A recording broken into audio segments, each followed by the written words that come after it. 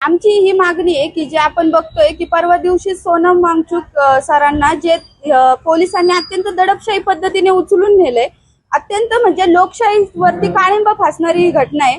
जर एखादा व्यक्ती उपोषण करतोय तर त्याच्याशी बोलण्यासाठी कुणी पण आलं नाही, तर अशा पद्धतीने उचलून घेऊन गेलेत।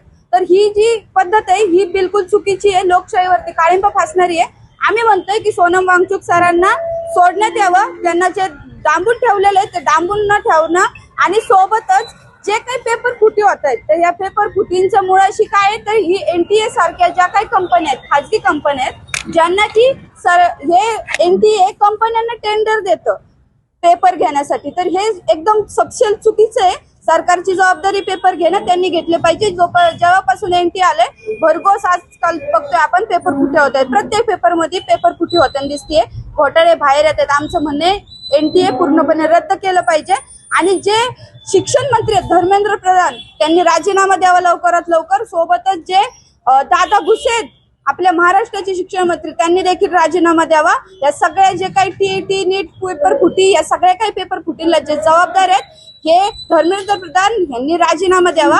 आणि त्यासोबतच आमचं जे म्हणणं आहे, हे जे काही नवीन शिक्षण धोरण आलेलं आहे, हे नवीन शिक्षण धोरण पूर्णपणे विद्यार्थ्यांचे जे काही विद्यार्थ्यांवरती दडपशाही करते, तर हे नवीन शिक्षण धोरण रद्द झालं पाहिजे। या सगळ्या मुद्द्यांना घेऊन आम्ही इथं आज आंदोलन करतोय। एक संघर्ष मार्च आम्ही पूर्ण नगर शहरामध्ये आयोजित केलेलं आहे। माझं नाव अविनाश साठे आहे, मी नौजवान भारत सभेचा कार्यकर्ता आहे। नगर शहरामध्ये आम्ही नौजवान भारत सभेचं काम करतो।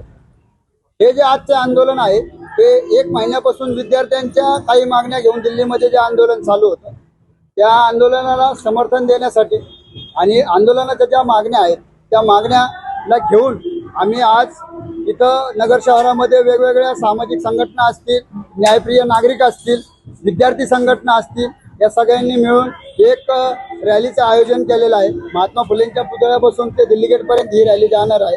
शहराच्या मेन बाजारपेठेमधून ती रॅली जाणार आहे। या रॅलीमध्ये काही मागण्या आहेत, त्या मागण्या म्हणजे त्या नेट पेपर फुटले आहे, त्या नेट पेपर फुटीला जे नैतिक जबाबदारी धर्मेंद्र प्रधान हे शिक्षण मंत्री यांनी राजीनामा दिला पाहिजे, कारण ही सर्वस्वी जबाबदारी त्यांची आहे। आज देशभरामध्ये पाहिलं तर जवळपास 22 विद्यार्थ्यांनी आत्महत्या केलेल्या आहेत। या आत्महत्येला कारणीभूत हे सरकार आहे, कारण हे संस्थात्मक हत्या आहे असं आम्हाला समजतं।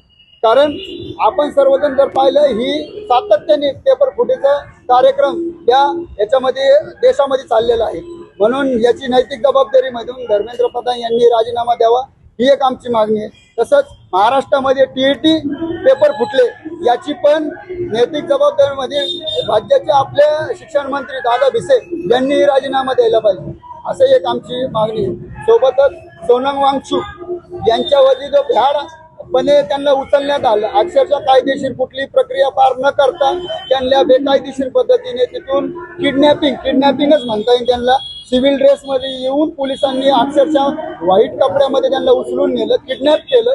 या सगळ्या घटनेचा निषेध म्हणून आम्ही रॅली काढलेली आणि त्यांना सोबतच त्यांना ज्या पोलीस अधिकाऱ्यांनी जे कारवाई केलेली त्यांच्यावर पण ती कारवाई झाली पाहिजे, अशा काही मागण्या घेऊन आम्ही या रॅली आयोजित केलेली आहे।